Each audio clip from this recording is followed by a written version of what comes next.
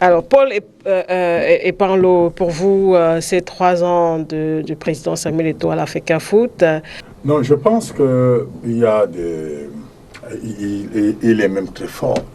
Il est très fort parce que tenir ces 3 ans dans le contexte de l'adversité totale qu'on a observé tout autour de lui, il faut être très fort, il faut être...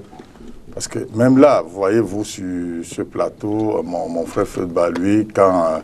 il a fallu que vous le relanciez pour qu'il consente au moins à vous dire que oui, il y a eu quelque chose. Parce que le tableau qu'il a peint, là, tout à l'heure, est un tableau totalement sombre et noir de la fédération. Oui, c'est le fait.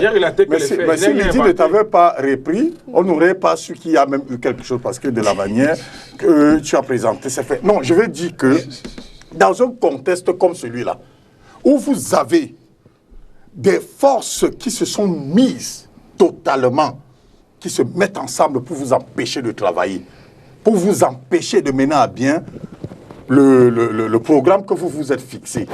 Dans un contexte comme le nôtre, le contexte camerounais, où vous voyez des gens jalouser quelqu'un, vous ne savez même pas pourquoi, quel est le problème. C'est-à-dire des gens, même jusqu'au pouvoir public, se mettent ensemble pour dire, OK, on fait tout, on l'a vu, pour que ce garçon n'obtienne aucun résultat dans ce qu'il va faire. Et la seule raison, c'est quoi? C'est qu'on vient bousculer les idées, les idées établies. On vient bousculer l'ordre établi. On vient bousculer un certain nombre de choses qui étaient déjà là. Une pratique, certaines pratiques qui sont là que les gens veulent faire perdurer.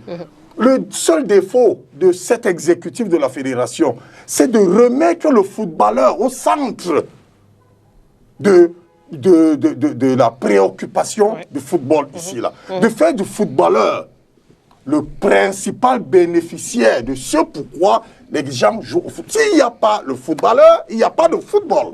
Tout à fait. Comment comprendre qu'un footballeur, si on demande à un footballeur, je reprends un peu mon frère tout à l'heure, quand il dit, il essaie de faire le parallèle entre le footballeur et les fonctionnaires et les travailleurs du secteur privé. Mais, mon cher, quand vous regardez mais les footballeurs sont les gens les plus riches dans ce monde. En Occident, les footballeurs touchent des salaires incroyables parce que le football rapporte.